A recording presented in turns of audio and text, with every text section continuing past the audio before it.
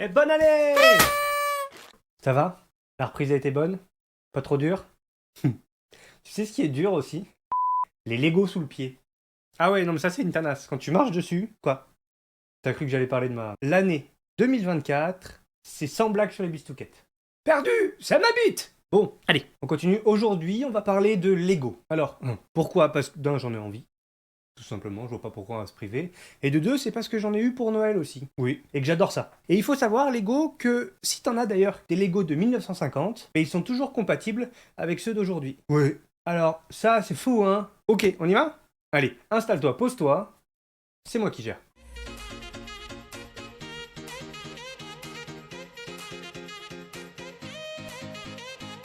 Mais pour commencer, avec Lego, il faut déjà connaître son histoire. Et aujourd'hui, je t'amène dans l'histoire de Lego. Mais pour ça, on va se mettre à l'aise.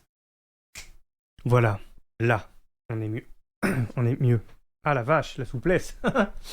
Nous sommes en 1924. Ole Kerr Christensen est un menuisier de renom. Eh oui, il est capable de se tailler des pipes lui-même. Là n'est pas le sujet, vous pouvez me dire. Malheureusement, cette même année 24, un incendie frappe l'atelier de Christensen. Sûrement dû à cause des défaillances électriques d'un système défectueux, je pense. De malheur en malheur, l'année 1929 est un coup dur derrière la nuque. Le krach boursier des années 30, comme elle est communément appelée, la Grande Dépression. Pour réduire les coûts, il décide donc de fabriquer ses meubles en version minimaliste. Et c'est là que tout commence. Des meubles miniatures, me dirais-je. Pourquoi faire? Là, lui vint une idée. Pourquoi ne pas fabriquer des jouets en bois pour les enfants?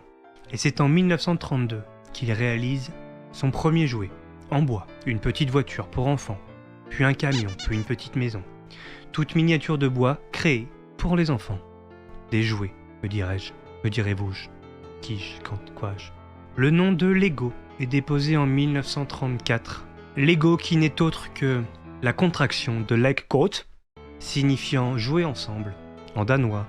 Mais ces fameuses briques que l'on connaît en plastique n'arriveront pas de suite. Ce n'est qu'en 1949 que la brique que l'on connaît en plastique, la première, l'originelle, est créée.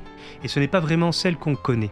Le format définitif, celui qu'on connaît, celui qu'on a entre les mains, celui qui nous passe entre les orteils quand on marche dessus, celui-là ne sera trouvé qu'en 1958. Fin. Bon, maintenant qu'on a parlé de l'histoire, on va pouvoir enfin aller aux anecdotes.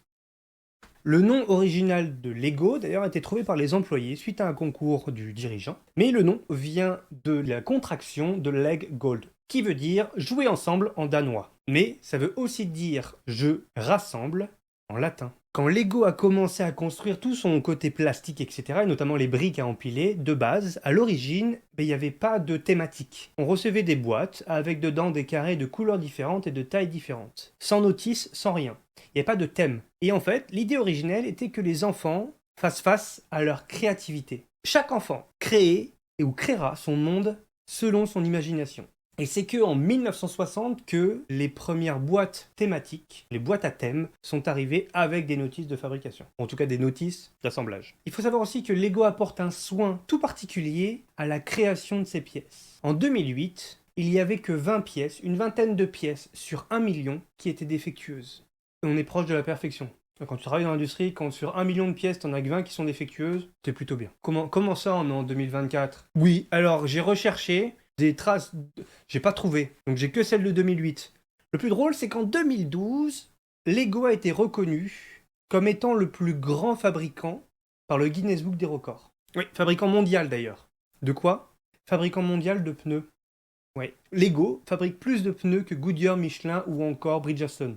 On parle ici de 318 millions, tu m'as bien entendu, ça c'est pas sur ton compte courant, hein. 318 millions de pneus par an. Oh là, oh la vache, oh, ça en fait du pneu.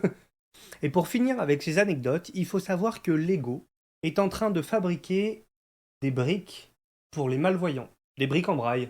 Lego est en train de faire des briques en braille, tout simplement.